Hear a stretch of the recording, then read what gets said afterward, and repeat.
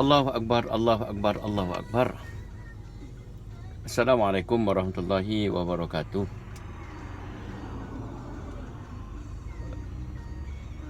Banyak sangat telefon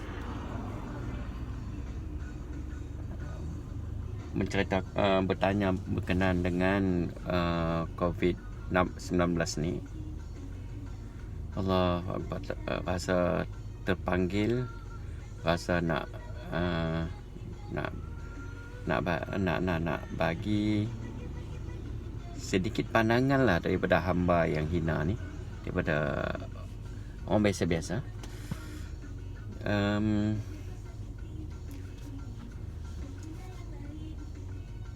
Setiap sesuatu berlaku tu semua dalam pengetahuan Allah. Setiap sesuatu yang berlaku itu dalam pemantauan Allah. Jadi COVID-19 ni juga dalam pengetahuan Allah. Jadi terbukti di sini Islam agama yang benar. Terbukti di sini Islam agama yang pasti, yang jelas. Allah SWT menetapkan ada makanan yang boleh kita makan. Ada makanan yang tidak boleh kita makan. Jadi kalaulah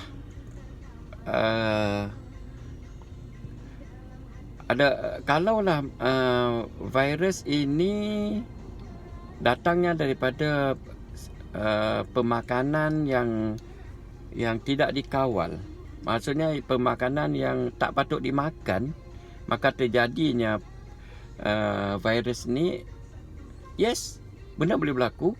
Tapi terbuktilah ini ialah benarnya Islam, bahawa ada makanan yang boleh kita makan, ada minuman yang boleh kita minum dan yang tidak boleh kita minum. Ada makanan yang boleh kita makan dan ada makanan yang tak dibenarkan oleh Allah supaya kita tidak boleh makan. Tak apalah. Baik, cerita tentang COVID-19 ni, kita sebagai orang Islam rasanya kita tak perlu takut. Ya, penyakit itu datang, kita kena buat tindakan. Memang kita kena buat tindakan. Tapi sebenarnya kita kena tingkatkan iman kita, kita tingkatkan amalan kita. Tingkatkan iman, tingkatkan amalan, tingkatkan iman, tingkatkan amalan. Hidup macam biasa, tingkatkan iman, tingkatkan amalan. Sebab tidak berlaku sesuatu tanpa sesuatu. Jadi atas perkara ni, kalau kita tidak tutup aurat sempurna, maka marilah kita pakat tutup aurat dengan sempurna. Sebab Islam mengajar tutup aurat dengan sempurna. Sekarang ni orang yang tidak tutup aurat sempurna, termasuk lelaki dan perempuan, muslim dan muslim, semua kena tutup. Semua kena tutup habis. Kan Islam itu indah, kan? Baik. Saya rasa yang terpanggilnya di sini ialah Nabi bersabda, hadis Nabi kata apa? Nabi kata, jangan kamu melarikan diri daripada wabak yang sedang merebak. Jangan melarikan diri. Nampak tak? Hebatnya Nabi pesan. Jangan melarikan diri daripada medan pertempuran, walaupun semua kawan kamu telah pun gugur syahid. Nabi dah pesan dah. Jadi bila Nabi dah pesan, dia cuba kita fikir balik. Apakah Nabi suruh kita tunggu musuh mai pacul negak? Tak. Walaupun kita tinggal satu orang, berjuang, tetap berjuang, susun strategi balik, susun taktik balik, perkemahikan senjata balik untuk berjuang juga, buat muslihat dan macam-macam ilmu-ilmu peperangan. Tingkatkan iman, tingkatkan amal, terus berjuang. Saya fikirlah macam tu. Sama juga kalau kita kena penyakit. Sebab penyakit ni akan datang sampai hari kiamat. Jadi tapi bila buat keputusan, dalam keadaan yang macam ni, dalam keadaan tengok orang ramai lagi masih berurusan, dalam keadaan pasaraya masih belum ditutup, dalam keadaan sekolah masih belum ditutup, tapi kenapa masjid mula-mula ditutup? Saya rasalah hamba yang hina ni, saya rasa tak kena lah. Malahan kita kena tingkatkan amalan, ajak masyarakat, mai kita pakat sembahyang hajat, mai kita pakat sembahyang berjemaah, mai kita pakat kumpul di masjid. Tapi kenapa masjid pula? Gereja tak ditutup, kuil tidak ditutup, pasaraya tidak ditutup, tempat temasya tidak ditutup, tempat maksiat tidak ditutup. Jadi saya minta maaf banyak-banyak. Saya takut sangat benda ni berlaku. Saya takut sangat. Sebenarnya apabila sesuatu berlaku, kita kena tingkatkan iman, tingkatkan amalan. Sebab yang bagi penyakit tu Allah. Yang hantar penyakit tu Allah. Dia nak tegur kita supaya jangan sombong.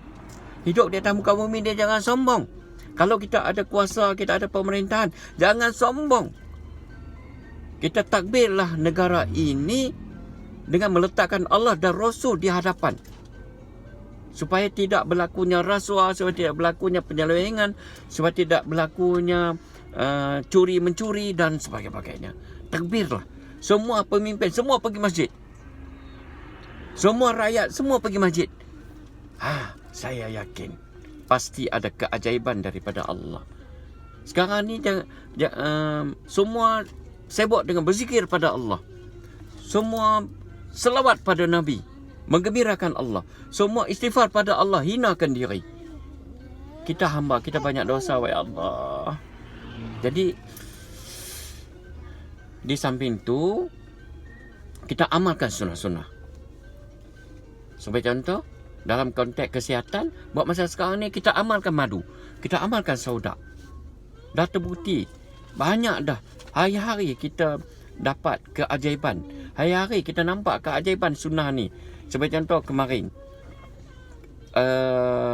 dulu, hari Khamis, ada video saya, cuba boleh tengok pengakuan dia dalam video saya. Kanser paru-paru tahap 4. Kanser paru-paru tahap 4. Dah tak boleh makan, dah tak boleh minum, dah nyawa pun dah tersangkut. Dah tersangkut. Ada pengakuannya. Ya. Oh, anak-anak air. Sekejap ya. Anak-anak air ni. Anak-anak sayang. Jadi apabila ajaibnya, apabila dibagi madu pada dia, madu dia boleh makan. Madu boleh masuk dalam badan dia. Yang mana sebelum ni air tak boleh masuk, moy tak boleh masuk, bila masuk keluar balik, masuk keluar balik, masuk keluar balik. Tapi apabila dia ambilnya madu penawar 869 ni, yang telah didoakan khas atau pada Al-Quran untuk tingkatkan antibody, untuk matikan kuman, untuk matikan virus, untuk tembak kolesterol, untuk tembak batu karang, macam itulah maksudnya. Maka apa yang berlaku? Madu dia boleh makan. Selepas dia boleh makan madu, dia boleh minum air. Dan seterusnya. Dia kata, hari Khamis dia main baru ni, dia kata dah 16 hari dia tak makan, melainkan makan madu habdul sauda dan air saja. 16 hari. Kalau ikut kajian, manusia hanya boleh hidup tanpa makan, tanpa minum selama 7 boleh hidup sampai 7 hari je. Asbabnya, Masya Allah, terbukti dah sini. Jadi atas perkara ni tuan-tuan, mari kita tingkatkan iman, mari kita tingkatkan amalan. Jangan buat keputusan mengurangkan keamalan agama. Jangan buat keputusan. Sebagai contoh, kalaulah benar setelah darurat semua sekolah, semua aktiviti ditutup, keluarkan arahan, semua duduk di rumah. Yes. Boleh. Tutup masjid, boleh. Tetapi semayang tetap kena semayang. Macam mana cara dia? Kumpul anak beranak di rumah, semayang Jumaat tetap kena semayang Jumaat. Semayang waktu tetap kena semayang waktu. Jangan tak semayang. Bila tak semayang, kita takut kemurkaan Allah akan datang. bertambah-tambah lagi kemurkaan Allah. Saya takut sangat. Takut sangat ya Allah. Takut sangat kemurkaan Allah. Jadi atas perkara ni, macam mana nak sembahyang? Tak apalah. Mazhab Syafi'i kata kena 40 orang. Jadi pada waktu ni sembahyanglah 7 orang. Nak buat macam mana? Dah tak boleh sembahyang dia punya. Ayah jadi tok imam. Anak lelaki jadi tok bilai. Bukan apa salahnya. Tak salah pun. Innallaha wa malaikatahu yusalluna 'alan nabi. Dalam rumah kita bentuk satu jemaah. Satu jemaah untuk sembahyang Jumaat. Inilah peluang ayah kita nak jadi tok imam. Inilah peluang ayah kita nak baca khutbah. Alhamdulillah. Alhamdulillah. Bukan buat berurusan tak sembahyang. Bagi saya ini satu benda yang sangat menakutkan. Bila buat berurusan tak sembahyang. Allahu Akbar, Allahu Akbar, Allahu Akbar. Takut sangat. Jadi ada bukan ni tuan-tuan. Hai, kita tinggalkan iman, tinggalkan amalan. Ni tasbih ni. Ni, kutip tasbih di rumah tu. Jalin bagi jadi 1000. Ni amalan Abu Hurairah. Tasbih Abu Hurairah 1000. Istighfar sehari 12,000. Astaghfirullahalazim, astaghfirullahalazim, astaghfirullahalazim. Kita boleh buat alasan, tak ada masa. Apa tak ada masanya? Bawa kereta atas, zikir aja. Zikir. Subhanallah, alhamdulillah, la ilaha illallah, Allahu akbar, la haula wala quwwata illa billahil aliyul azim. La ilaha illa anta subhanaka inni kuntu minaz zalimin. Zikir aja. Radio buka, boleh dengar radio. Steering pegang, tasbih jalan. Boleh tuan-tuan, boleh. Mari kita tingkatkan iman, mari kita tingkatkan amalan. Mentelah lagi dalam keadaan kita kesusahan. Jangan putus harap dan pada Allah. Malahan dalam keadaan kita takut, dalam keadaan kita bimbang, makin tingkatkan iman, amalan kita pada Allah. Inilah iman yang dikatakan iman lah. Bila susah lari pada Allah. Bila susah tak semayang. Bila susah tak semayang Jumaat. Masya Allah tuan-tuan. Saya takut sangat. Satu semayang yang ditinggalkan. Semayang Jumaat lagi berat tuan-tuan. Jangan kata 3 kali. Barang siapa tidak semayang Jumaat 3 kali, maka gugurlah. Maka dosa besarlah dia. Maka gugurlah Islamnya. Jangan kata 3 kali tuan-tuan. Sekali pun boleh jadi gugur dah tuan. Kita kena beringat tuan. Masya Allah. Takut sangat. Jadi tingkatkan iman, tingkatkan amalan. Jadi kita gembirakan Allah dengan selepas kita berzikir subhanallah walhamdulillah la ilaha illallah Allahu akbar la haula wala quwwata illa billahil aliyul azim la ilaha illa anta subhanaka inni kuntu minaz zalimin. Zikir. Di samping tu kita gembirakan Allah dengan memuji kekasihnya. Allahumma salli ala Sayyidina Muhammad wa ala ali Muhammad. Gembirakan Allah. Pasti ada kemurkaan Allah, maka dia hantar penyakit ni. Tuan-tuan, penyakit virus ni semua tentera Allah. Yakinlah. Namrud yang sombong itu Allah Ta'ala perli. Hantar nyamuk yang tempang aja masuk dalam telinga. Akhir sekali dia mati macam mana? Dia mati medan perang ke? Tak tuan-tuan. Dia mati kerana dia ambil kasut dia ketuk kepala dia. Pasal dia sakit sangat. Nyamuk pun tempang tuan-tuan. Tak ada senjata apa pada nyamuk. Tapi dengan seekor nyamuk yang tempang tu masuk dalam telinga dia, terus naik ke otak. Maka dia sakit sangat. Semua teknologi zaman tu, semua tabib zaman tu, semua doktor pakar zaman tu tak boleh nak berubat. Bila Allah Ta'ala marah, dia janji, dia buat macam tu tuan-tuan. Jadi kita jangan sombong. Kalau kita pemimpin, jangan sombong. Kalau kita peniaga, jangan sombong. Kalau kita orang kaya, jangan sombong. Mentelah lagi kalau kita orang susah, jangan sombong. Jom kita kembali amalkan sunnah, amalkan agama. Penuhkan masjid. 100% lelaki akhir balik pergi masjid. 100% perempuan semayang di awal waktu, tutup aurat dengan sempurna. Tuan-tuan, ini ada hikmah Allah. Ini ada rahsia Allah. Virus ni ialah tentera Allah. untuk perli manusia ni. Jangan sombong. Jangan tak amal agama. Boleh tuan-tuan? Allah Akbar. Minta maaf lah. Satu doa Nabi dah janji.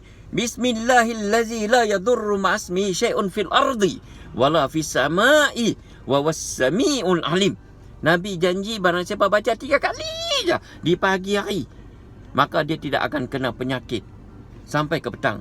Di petang hari baca 3 kali. Bismillahirrahmanirrahim. La yadurru ma'asmi syai'un fil ardi wala fis sama'i. 3 kali petang, maka di malam hari dia tidak akan kena penyakit. Kita kena yakin tuan-tuan, kena yakin dengan doa. Doa pada Allah. Bukan buat keberusan tak solat, bukan buat keberusan tutup masjid. Tuan, saya bukan menidakkan, bukan melawan, tak. Demi Allah bukan tak. Tapi saya rasa takut sangat. Saya takut sangat apabila perkara macam ni berlaku.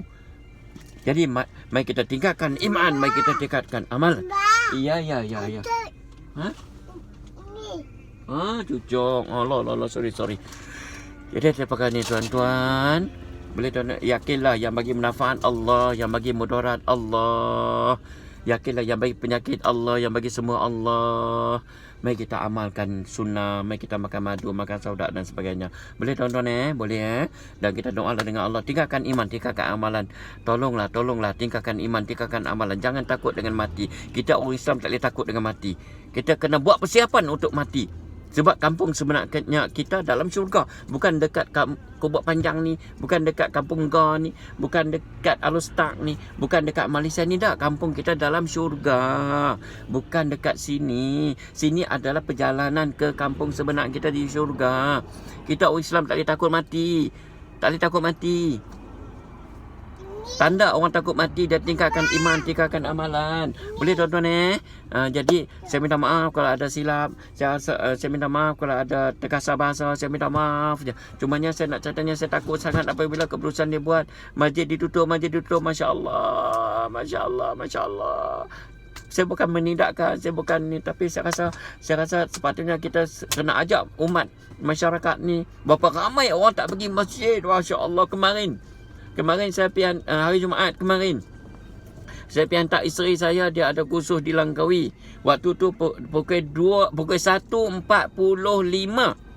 Kemarin 1.45. Kemarin hari Jumaat kemarin. Maka saya pergi ke JT. Untuk hantar isteri saya, untuk saya pergi sembahyang. Waktu tu dah masuk waktu dah. Ramai orang lelaki di JT tak pergi sembahyang. Pasal apa?